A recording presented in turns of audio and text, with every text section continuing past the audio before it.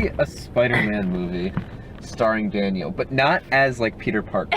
Like literally Daniel Barrios as Spider-Man. Cynical film critic is Spider-Man. It's just you hear like these guys are robbing a bank and you just cut over to Daniel. He's like, ah, shit.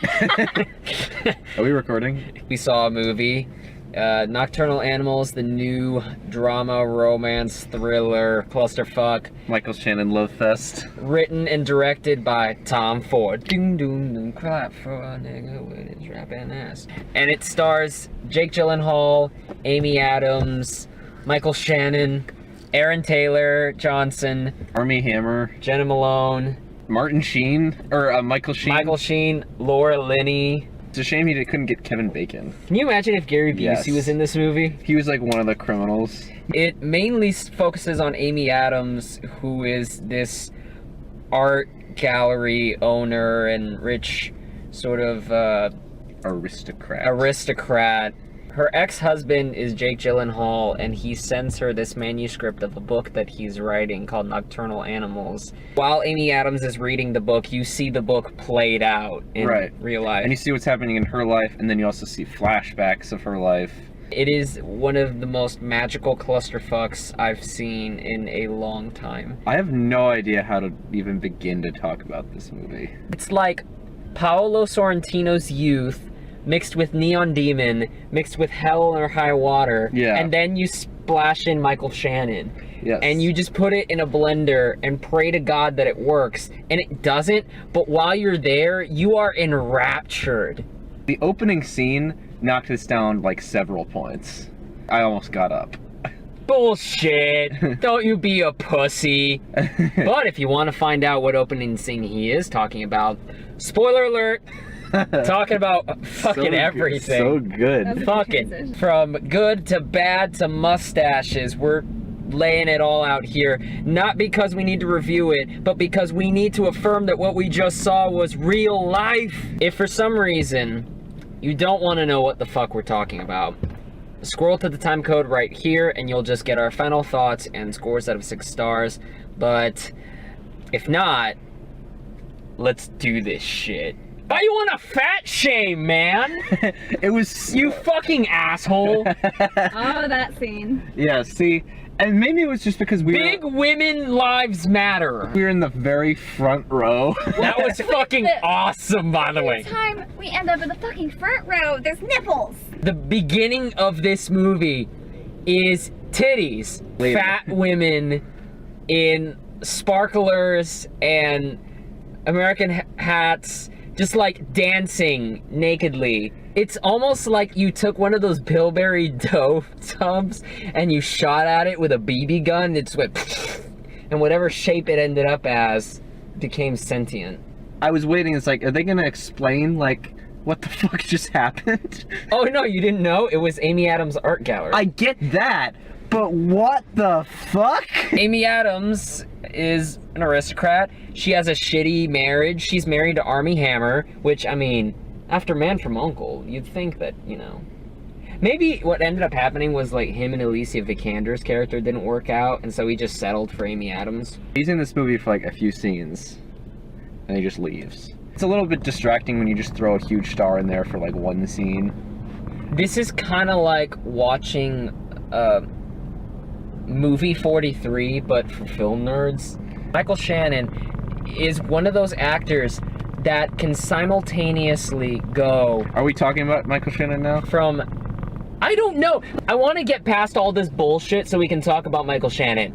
Jake Gyllenhaal, her ex-husband, things happen, he sends her the book, whatever. And in the story is where we meet Michael Shannon, but not after Jake Gyllenhaal and... or at least like Jake Gyllenhaal plays the main character of the book as well as her ex-husband. Right. Whatever. The character in the book, I think his name is Tony. Like Tony, his wife, and his daughter, who look eerily similar to Amy Adams and Amy Adams' daughter because they both have red hair, I guess. Right. They're driving in the middle of the road for, you know, reasons. They're in West Texas, and then this car is being an asshole on the road, and they get pulled over, and it's Aaron Taylor Johnson. Yeah. Quicksilver's in this shit, and Quicksilver, no joke, this might be my favorite performance from him. Whenever, you know, Aaron Taylor Johnson's playing this dirty redneck who doesn't give a fuck, imagine, like, if Bill Moseley from Devil's Rejects was younger and they added a little bit of, oh, what the fuck is his name? Chop Top from Texas Chainsaw 2. Like, the goofiness of it. And I think they're trying to make it kind of like a proto-Rob Zombie movie to where it's, like, disgusting and disturbing, but you're still laughing at it. And at points, the tension's really there, but you're constantly distracted by the fact that Amy Adams is reading a book. Like, Yeah, none of this shit is real. It's like Princess Bride. Kinda, It's but... like fucked up Princess Bride. Aaron Taylor Johnson and one of his guys, it's him and two other assholes. Aaron Taylor Johnson and one of the assholes, they grab Jake Gyllenhaal's wife and daughter and they drive off, and then Jake is stuck in his car with another dude. And all throughout this scene, you're looking at Jake Gyllenhaal like, throw a punch, Yeah. drive away, don't pull over.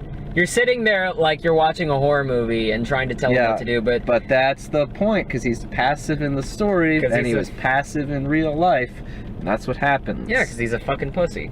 Jake Gyllenhaal is forced by one of the assholes to drive out into the middle of nowhere. He does. The asshole throws him out of the car, drives away. Jake Gyllenhaal is pretty much left on his own trying to find anyone that can help him, and he finds help in the greatest of places.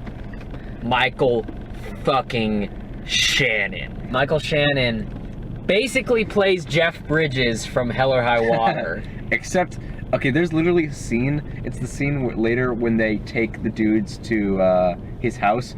He's like looking at this guy, his eyes literally are coming out. They never blink. It's terrifying, but awesome. I feel like they didn't even tell Michael Shannon he was in a movie. They just like found him, they're like, put him in a It's like they told Michael Shannon that what happened to Jake Gyllenhaal was a real event. Michael Shannon's mustache is the best supporting actor of this year.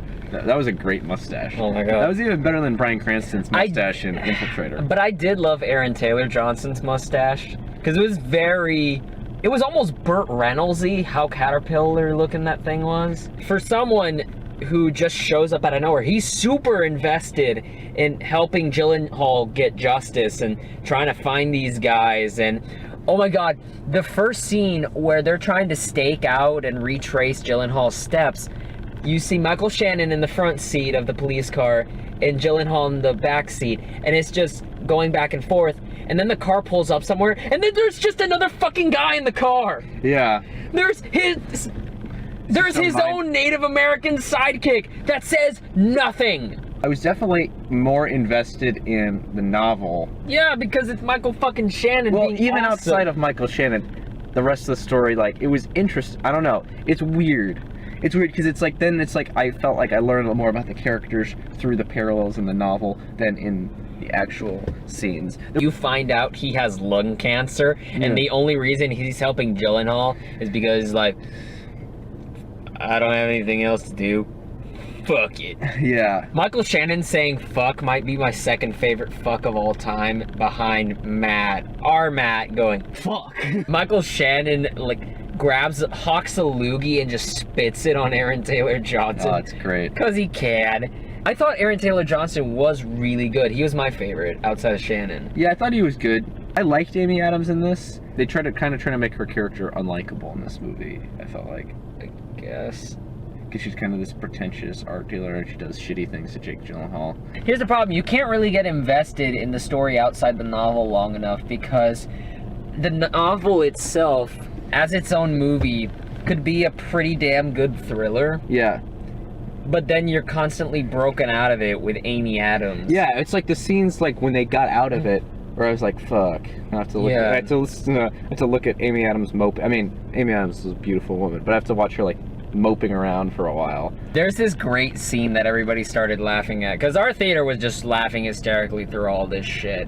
For good reason, I will say. Usually, when we see screenings, people laugh at wrong times, but most of the points in this movie... People were laughing for just, what the fuck? Yeah. The biggest the fuck moment is when Jake Gyllenhaal is following Michael Shannon. Michael Shannon found a lead to where Aaron Taylor Johnson is hiding out. And Aaron Taylor Johnson is just naked outside his house on the commode, smoking a cigarette and drinking a Shiner. Which I've never been more ashamed to be a Texan than watching this movie. He's just sitting there naked, having a conversation with them, and Michael Shannon's like, we need to ask you in some questions. He's like, about what? It's like, we'll let you know once you get inside the car and we'll take you to the station.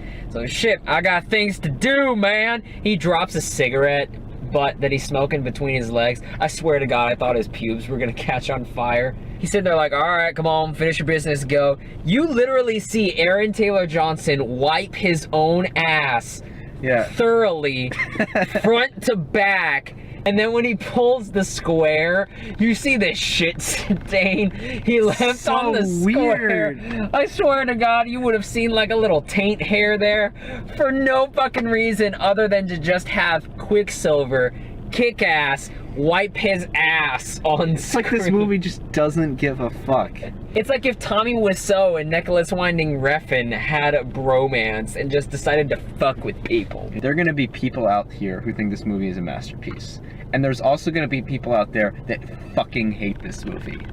And I'm not either one of those people. Neither am I. It's just too tangential, and it doesn't really come to a point where it's like, oh, this is what it's all about. It's for me to say, oh, this is a masterpiece. But it's also not, there's so many interesting things going on and, you know, good stuff about this movie that I can't say I disliked it. If you scroll to the time code, hi. Welcome back. We just kind of talked about Nocturnal Animals and all the nonsense and what the fuckery that's in this. It's like fun cancer. It's like cancer with balloons. Are you, oh, okay. You know you're gonna get cancer if you watch this. Are you going negative with this? Oh, I'm going like hard negative with this shit. Oh, really? Yeah, like this was bad. This was some shit that, as entertaining as it could be at times, it was really tough to sit through some of this because it's slow, it meanders, there's barely a fucking point to any of it. We didn't even talk about all the flashbacks with Amy Adams because it doesn't fucking matter. None of this fucking matters. When you see the point that this is all supposed to come to, you're like, what did this tell me that I didn't know an hour before into the movie? This makes no fucking sense. It's true. Really, the only reason you're in this is to just say, what the fuck else are they gonna do? Yeah. Seriously. What is Michael Shannon going to say next? Fuck it, half star. Like, this is so batshit insane that I can't fucking... It's like The Darkness in American Pastoral. Like, what the fuck am I watching? This is not American Pastoral. American Pastoral was a crime against humanity. That was like a genocidal campaign against moviegoers. Jesus, this man. was just a clusterfuck. A half star, that's very... I mean, It's rough. Yeah. I give it a 6. Wait, what? I thought we were all on the same page. I was asleep for like half that review. You're kidding, right? Are you kidding about a half star? No, No, absolutely. neither am I. What the fuck? I'm watching my parents fight. What the fuck? What did you like about this movie, Brittany?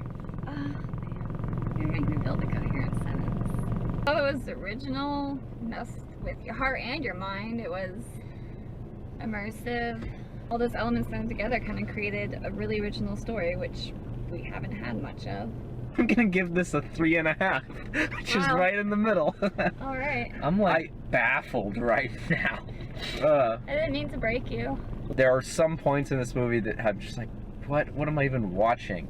That being said, I was intrigued this entire movie. I thought the performances were great, but there's not really I didn't really think there was like a point. Now, if you're interested in this type of thing, it's worth a watch just to kind of form your own opinion on. I hope people see this because I do want to like discuss this with people. Maybe somebody finds some sort of hidden meaning in this that I don't. An HK verdict of 3.3 repeating. It's safe to say this is literally our most divisive review of all time. But it's okay, because we can all disagree. I'm just Still be friends. I'm just confused. And we broke Daniel. I'm just confused. He looked like he and just heard. sad. He looked like he just heard that John Lennon got shot. Sorry. Wow, Brittany, that's fucked. Way to be an asshole, Britt. That was really What the inappropriate fuck did laughter. John Lennon do to you? So if you like this, click the like button. Subscribe button's next to it if you want to be the first to find out when new content arrives. We've got Facebook, Twitter, and Instagram pages. If you've seen this, if you want to join the clusterfuck, come join the clusterfuck. Tell us what you thought. Check out my blog, liammgaughan.wordpress.com. Links in the description below. I review every movie I see, so there may be some stuff we don't cover on here. This weekend's kind of packed. We've got Bleed for this. The boxing movie with Miles Teller. We got a new Ang Lee film, Billy Lynn's Long Halftime Walk. And we have the Harry Potter spin-off that looks terrible called Fantastic Beasts and Where to Find Them. What also comes out this weekend is Manchester by the Sea and The Edge of 17. We have our reviews up for that. God bless America. God bless Michael Shannon's mustache. And wherever you are, God bless you, John Lennon.